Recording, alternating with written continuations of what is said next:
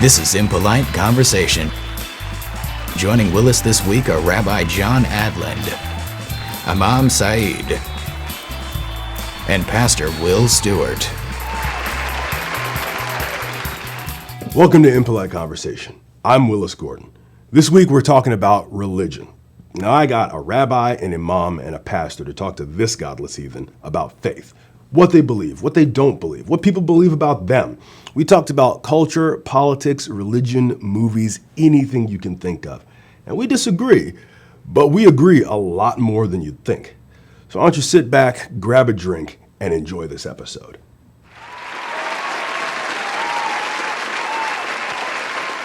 All right, welcome to Impolite Conversation. We're going to kick right off. First, we've got Imam Saeed, the Rabbi Adlan, and Pastor Stewart. So, assalamu alaikum. Wa alaikum assalam. Shalom. Shalom. Hi. It's not really a cool phrase for you. We have handshakes. So. Okay, you got to teach me that later. Shake those out. Drink and hugs. And hugs, that's right. That's a cool stuff. Coffee and hugs. That's the way of Jesus. That's something I can get behind. So, I wanted to start off getting the three of you here, getting everybody actually sitting down at the table at that there. I wanted to start off by, clearing the air first and foremost, because when people are tuning into this and watching this, people are already coming in with preconceived notions about, the four of our different, thoughts about the world and about life. So I want to go around the table and see if you guys can give me some common misconceptions that, people might have about your faith or your religion or your morality and any of that, and see if we can't, address what those are, and then, Definitely there's a lot of misconception about Islam, and let me just be more clear about it, because people keep forgetting that Islam leads back to Ibrahim.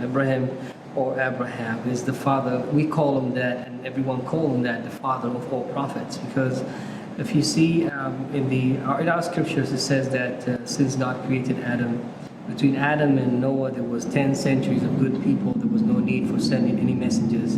After that, Noah came and the flood happened. It was a renovation for humanity. So basically, Islam came through a long line of prophets and messengers who came almost with the same message. If you look at all the religions, they tell you, do the good, avoid the bad, worship the Lord.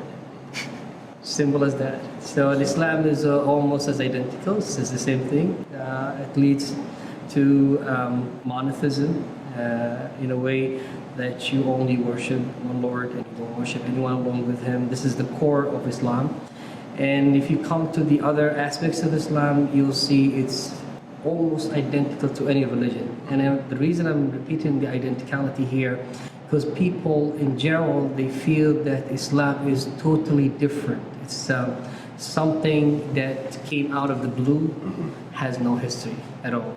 And that's what I think is the biggest misconception out there. If they knew that it's not different, and that we meet with Judaism and Christianity in many, many rules, they'll be surprised. Okay. Go back. I think that there are a number of misconceptions about Judaism. Some of it goes back to what we would think is anti-Jewish things, like Jews control the banks and Jews control the newspapers, and which are just ridiculous kinds of comments and concepts. Some people think it's what Judaism isn't, that Judaism doesn't believe in Jesus being the Messiah, and Judaism, it's not about what it isn't, it's about what it is. And it's an old religion that is made up of different parts of the community. In many ways, it's not even a religion, it's more of a civilization. It's much closer to Islam in that sense of having lots and lots of different parts to it, and people find their part of that community. Because a lot of people just think that, Jews, we don't eat certain foods, or we wear clothes in a certain way, but it's much more than that. It's very complicated. Yeah, so it's interesting to be asked what the misconceptions about Christianity are. when some people would say it's the dominant religio-cultural force in the Western world. But similar to what the rabbi just said, Christianity is not a monolithic reality, right? We're fragmented into a variety of communities with different interpretations of our sacred scriptures, different applications, and I think that unfortunately, because of the media and certain powerful voices, Christianity has been co-opted by something that has very little to do with the teachings of Jesus of Nazareth. And I want to affirm what the Imam said. I always share that if you can boil down the whole of the Judeo-Christian canon to 3 rules. Don't be a jerk, fight for the good stuff, there's one God, and you ain't it. So I would share that common ground with you, and of course the emphasis on the Abrahamic root for all of us. Okay. All right. So we've got the misconceptions out there. So what do we think about, I think your camera's over here. So a pitch for Islam, you can just do a short pitch to let people know, why should people join your faith? What would be the pitch that you would make to them?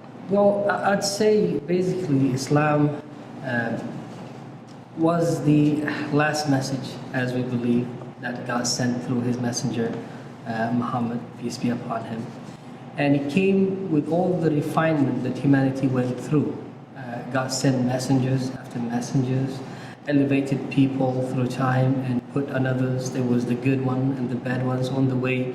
And if you look in the core of our belief, you will see it speaks to your spirit, it speaks to your mind, it challenges your way of thinking, it asks you to think always. It doesn't ask you just to submit like that. God in the Quran speaks to your mind in a way that makes you look at the world around you. It makes you think about everything around you.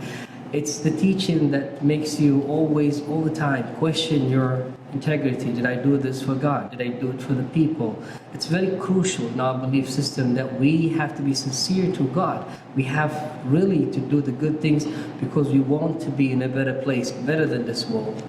I believe that the Prophet, peace be upon him, when he first came to this world with his message, he was rejected by many. And one of the core reasons that he was rejected amongst his own people is that they refuse the idea of how Islam brings all people to one level. It brings them to where the white is not better than the black, the rich is not better than the poor, the one in the power is not better than the one who is being ruled.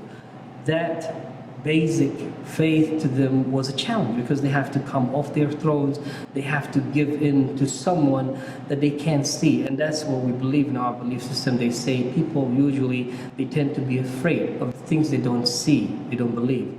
And that's why the first quality of the believers, as it's stated in the Quran, that those who believe in the unseen. So the unseen to us is the hellfire. We don't see the hellfire. The unseen to us is the heavens. You never see the heaven, but you long to be there. You long to avoid the other part. I believe God created this world for a purpose, and that purpose was to worship him, adore him, love him, do things that please him. And that will be, at the end of the day, a benefit for you. Okay. All right.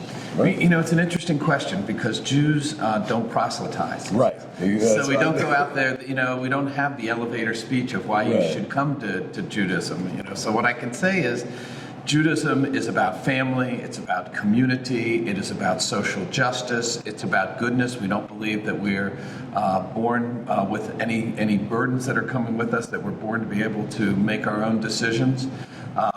Judaism is about remembering the past in order to make the future a better place. And really, it depends on where you are in the Jewish world. If you're on the very observant part of the Jewish world, then your life is filled with doing the commandments, fulfilling what they say in Hebrew, the mitzvot. And through that, you will be able to get whatever rewards there are. But we also don't talk about any rewards at the end of the day. We talk about the rewards that you get in this world. If you're sort of to the more liberal end where I am, then really it's about making the world a better place. I mean, if someone had to say, why are we here? It's to leave the world a better place. Okay, I think we would agree on that. Yeah, so interestingly, I believe strongly in evangelism, but not in proselytization. Which may seem like a strange delineation. If you want to give but, them the difference there. Yeah, so evangelization is sharing, embodying the message, the good news of Christ's teaching and what we refer to as his kingdom, whereas proselytization is trying to produce converts, and unfortunately the connotation there is by force. So what the pitch I would make for Christianity, particularly the flavor of Christianity that I subscribe to, is that the way of Jesus, the yoke of who we would consider our rabbi, the way of Jesus is both immanent and transcendent. It has a world-changing quality to it. If you put his precepts and principles into practice in your own life, your life and the lives of those around you will be transformed for the better. That's the immanent. That's the here and not quite entirely now. And then the transcendent is the belief that quite likely, if we walk in God's grace, then at the end of the proverbial day, the end of time, there will be perfect union with our Maker. So for me, it's a both and it has changed my life and changed the lives of many people around me. But again, making that pitch, unfortunately, everything gets boiled down to a sound bite and an elevator speech, and that's not how I roll with my Jesus. So, he says, they say very, that shows you how those religions are originated from almost the same source. It's if you look at it, like religion regulates your relationship with your Lord. It regulates your relationship with the individuals and the society at all. Okay. yeah, indeed. Now, I've gotten some how culturally this stuff, shapes the different communities. And I think Rabbi Adlin and I, in a previous conversation, were saying that there is a much more, at least to me it seems, there's a much stronger sense of cultural Judaism that is can almost be separate from religion at times, where you can have somebody who may not even be religious anymore, but they still identify as being Jewish. And I thought that was interesting because, as far as Christianity is concerned, and as far as I know about Islam, it has to do with the faith. It has to do with, the church. It has to do with, practicing. But there are people who identify as Jewish who are not necessarily religious people. And I thought that was kind of interesting, the fact that there can be a cultural, it's how did you refer to it as a national, like a nation of people? Yeah, we are this civilization. Yeah, civilization, exactly, yeah. So I felt that was interesting, just to see that, that always struck me, that there was there can be that kind of that coexistence. And I was wondering if that primarily would that go against what you all would see culturally? Would that kind of be, I suppose, would that be counterproductive to Islam or to Christianity? Or could that be somewhere that in the future, could there be, a civilization of Islam or a civilization of Christianity that was wide enough to encompass people who may identify culturally because my parents were this way or something? I still identify as this, but I don't necessarily practice. Well, if I can jump in real quick on that one, I would say the delineation here is that Judaism has owned that reality and named that reality as a mass culture, which is, of course, an unfair thing to do.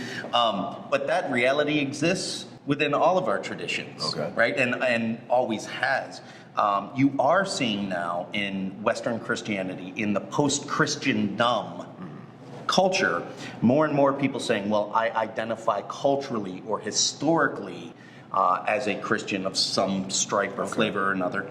And in traditions such as mine, which is a very broad tent, the United Church of Christ and most mainline progressive Protestant traditions, there are folks who will ascribe to the teachings of Jesus and call that their faith, but they may be agnostic. It's just they buy the teachings. They may or may not believe in the pneumatology of it, the spiritual end of days, eschatological functions. Okay. Because, like, for me personally, as an agnostic person, I see that there is merit to, the general sense of all three faiths, but I also don't think that, I also don't see I'm against the idea of, a celestial father of some sort. I'm against the idea of the fact that there is, the fact that there would have to be reward or something like that. I look at the actual works and what you would do on earth and in the short time that you have to live, and how do you make the world a better place, and how do you promote love and knowledge and understanding and coexistence. And I look more at that, and I see that historically and culturally, because I would never, I'm not one of these people who say, well, the world would just be a better place if there was no religion at all, because that gets far too many people through their lives. It benefits, far too many people. And I would say that there would have to be some sort of way to get get as much of the bad stuff out is the perversions, I guess, of what really is, the purest sense of all three of these faiths, it seems to me, are things about peace and about love and about making the world around you better, as well as improving yourself. But it seems like there are always, perversions somewhere there where people start bumping heads, or people become, or use it to be, for political gain or sociological gain or anything like that. So that's just. But I want to go back to you at the beginning of that whole thing. You said I'm an agnostic. Well, an agnostic doesn't necessarily reject a celestial father. Agnostic is someone who's searching. So and in your search, there may be things that you like and you don't like, but it's not necessarily a rejection thereof. Because in Judaism, my branch of Judaism, we are very egalitarian, and our prayers are very inclusive. So the word, you don't, in the prayer books we have, you don't find the word him or her or Lord. Everything is just about God, and any number of sort of synonyms that work for that. Because there are a lot of people, women in particular, at times, who really struggle with having a relationship with their God, with this God portrayed as a male. And they certainly have taught me on my journey too. Okay. Well, this is kind of true, and you have to keep in mind that during your search, the agnostic is not new. It's not something that came yesterday. It's been always there. Always, through the time of the messengers, they come, and there were some people who were agnostic, who were searching for the truth. And searching the truth, I understand when you say it's about making the world a better place. But keep in mind that every religion came to make a world a better place. And speaking of the Jew, for example, because this is, in Islam you have to understand that it's like basically the Quran is teaching us the nations before us, the Jew, the Christian, and how they went through. One of the very interesting things is like what the Jew went through, and that will bring us to the anti-Semitic, went through in the time of Pharaoh.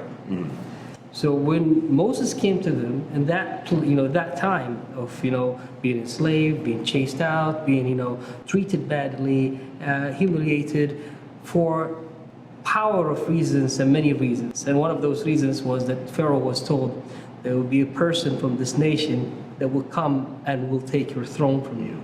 So he had to do that to make sure they don't survive. He killed their children. So to the Jew at that point of the time, it was a difficult time. It was a dark time, because they have to give up their children while they're seeing and watching. So the world to them is not a better place. And now God comes in and he sends a messenger to save them from that and make the world a better place for them. It is about good and bad. And the good and bad is like everything in this world. Everything in this world comes from two things. Either from two cells or two individuals, positive and negative. And this world cannot be solar. Right. There must be a parallel world, another world. And agnostics, to be real honest, agnostics are what keep people who think they know everything about God in check. Yeah, Right. Yeah, because I use that word. It's a good word, because I think most people are agnostic, because anybody who says that they really are so certain that they understand everything. Right.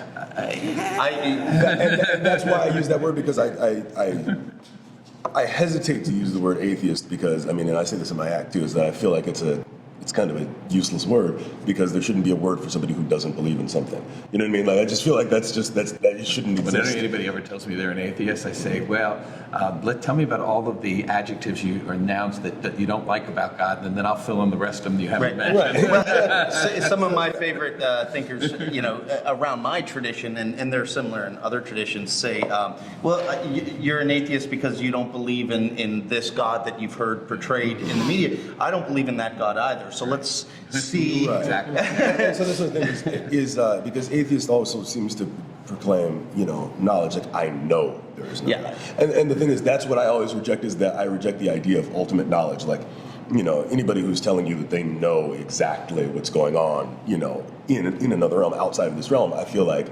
I don't. Well, philosophically, since I've never met God, literally face to face, if you could even do that, but you won't go there. That puts me in the role of an agnostic. Indeed. Yeah, so it's the most philosophically honest position to claim. Right. I don't So know. we can And ordain in each you of now. our traditions, in each of our traditions, there's a difference between certitude and faith. Right. Certitude, you could equate to pride, and clearly that is a no-go.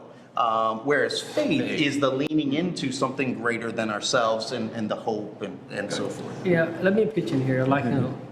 We believe that there's no one who have been given the absolute knowledge. And we believe that the best of the people who were given the knowledge are the prophets. Okay. So in the Quran, there's a chapter called Al-Kahf, which is the cave. In that, there's a story about Moses himself, where God was testing him. Do you think you know everything? So he says, yes, I know everything.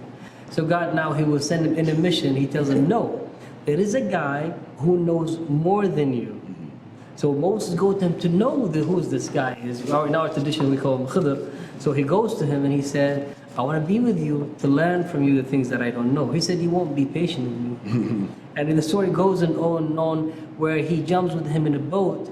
Now, in the boat, they're supposed to be taken care of by these people, yet the guy make a hole in the boat. So Moses looked at him like, what are you doing? This is, inappropriate. Like, these people, they already served us. And he said, I told you, you won't be patient with me.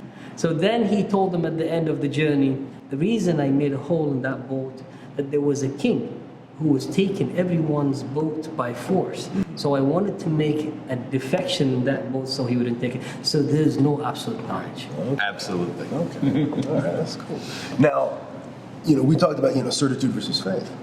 Now, why do you think that it seems like the loudest voices and the ones that seem to be most accepted through popular culture, at least, seem to be steeped in certitude? Because they're the loudest voices. And I do think, I've gone through spiritual evolution myself, right? We're shaped by our sociological, our cultural forces, our religious forces, our families of origin.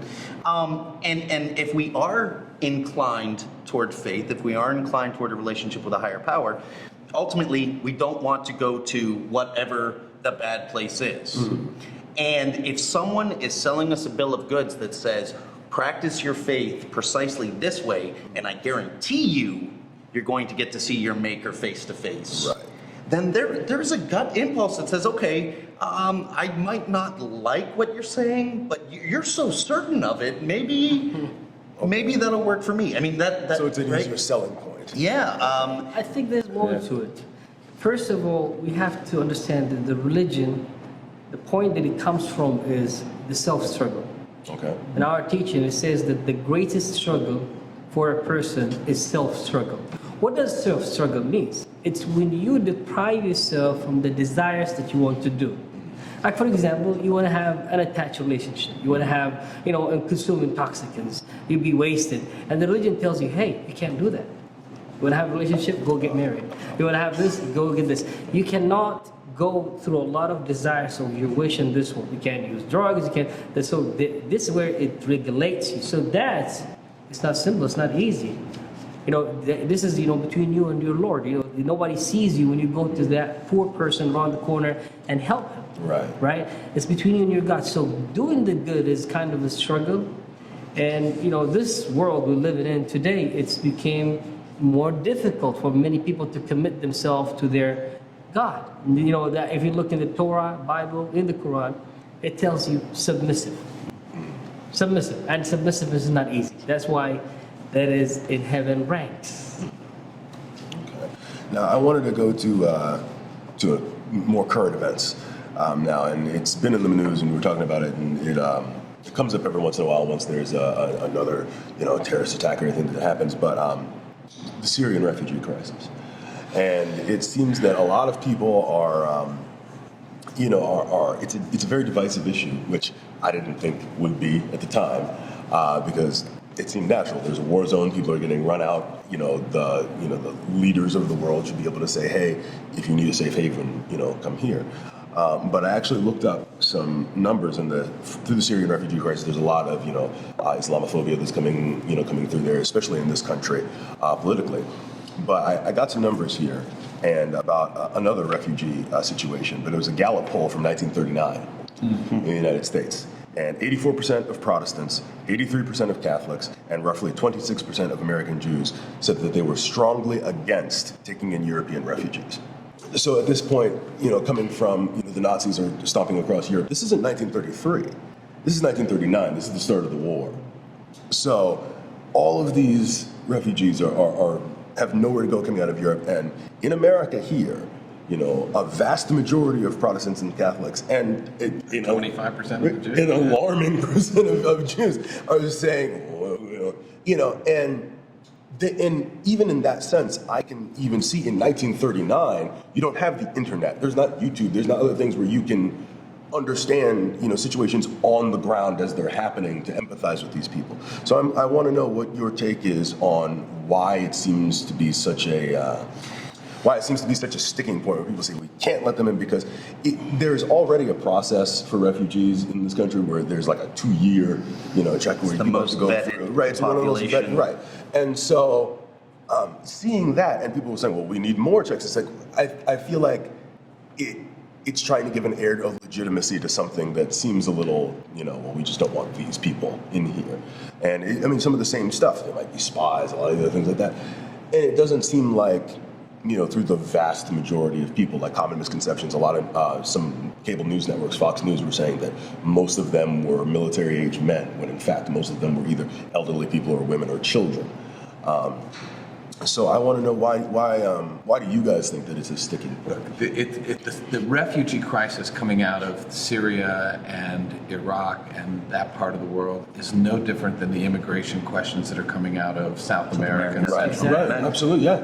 There are people in this country who think that because they're here, they own this country, and that nobody else should be able to have a share of that, forgetting completely that they came from somewhere else before. And there's this xenophobia, this fear of strangers and aliens that is pervasive and encouraged by certain parts of our political system to have this great fear of people. It's not about Muslims, because many of those refugees coming out are Christians. It's not because it's not about Christian. It's not about Christian. It's not against. It's not against Christians, because Christians here. There are a lot of Catholics who are coming up. It is just that we have gotten this attitude that we don't want anybody else, and it's absolutely ridiculous. We have done so much better as a country, and we have let more people in. I agree. Economically, because for whatever, they'll take jobs that we don't want to take, and they will grow in the system, and sooner or later we'll have another one. There were Jews who were excluded, there were Chinese who were excluded. When the Irish came, they were hated. Man, you could just go back through the whole thing, not even mentioning the blacks. Irish, yeah. Well, and right, here's the dude. Oh, preach. I think too. There's two things that really are troubling to me about this. But you ask why. I think one, it's human nature. Okay. Two, why is because we have this unspoken doctrine of American exceptionalism. Right? If you were fortunate enough to either be born into this nation or make it in here and eventually either float under the radar or become legalized, then all of a sudden you're superior to others. We could unpack all the reasons why that psychology exists. But as the son of an immigrant, I can tell you, that's true. Yeah, absolutely. But here's what's really troubling to me. All three of our religious texts talk about, hey, remember when you were foreigners and aliens and strangers? Right? What is the sin of Sodom? The sin of Sodom was rejecting the foreigner in their distress. Okay. And so then when people of faith are saying, no, I can't do that because I'm afraid of those foreigners and aliens and strangers, the law of hospitality in each of our traditions says, I don't care how different they are from you. You are obligated. Abram, right? Abram runs to meet the Lord before he recognizes it's God.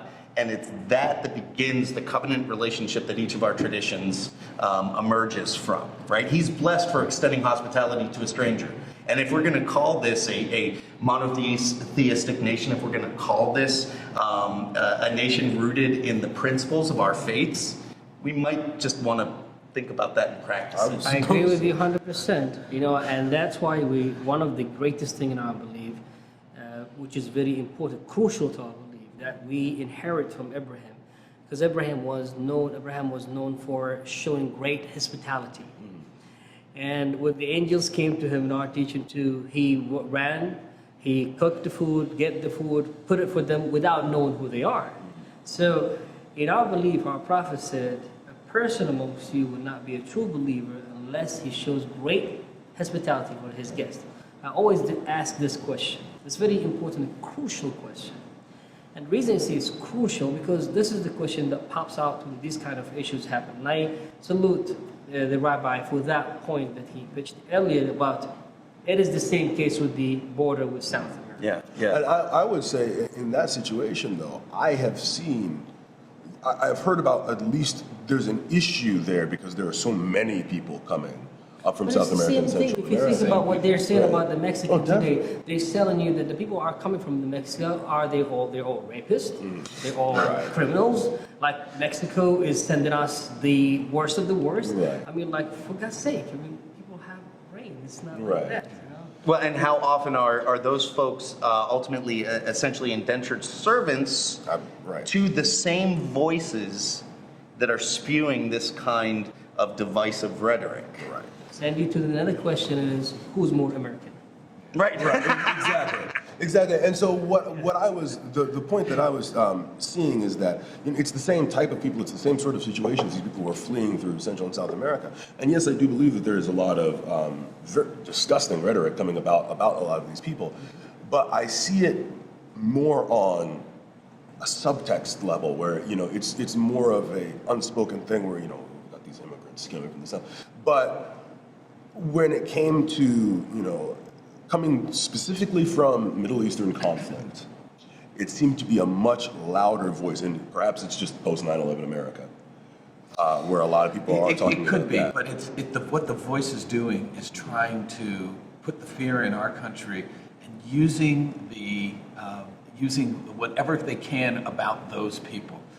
So it doesn't matter what it doesn't matter whether they're find where they're the fear from. button and press it. It says in the text, "Remember the stranger, for you were a stranger," and we were all strangers. And remember when you were little, so little, and I will understand completely when Canada closes off the border, doesn't want the Americans going there. I will get it. But The new prime minister is great. I always say this to my congregation: the history keeps repeating itself. Well, look throughout the history, you will see the same rhetoric, not just now, not just 2 centuries ago, thousands of centuries, the same things happen. some of my favorite theologians say that all of Scripture can be boiled down to Exodus. Everything else is interpretation and application. That story, the story of human beings enslaving one another, and then the process of liberation and remembering where we came from so we don't become the oppressor ourselves, just keeps repeating itself. That's also, bring you to the first sin ever committed on earth. The killing of Abel to his brother Cain, or Cain and Abel. This is the story. Sure. The first thing, what was the reason? Envy. Right? And that's what he told you. If they felt that they're superior and they don't want to share. Yeah. Now come back next time for part 2.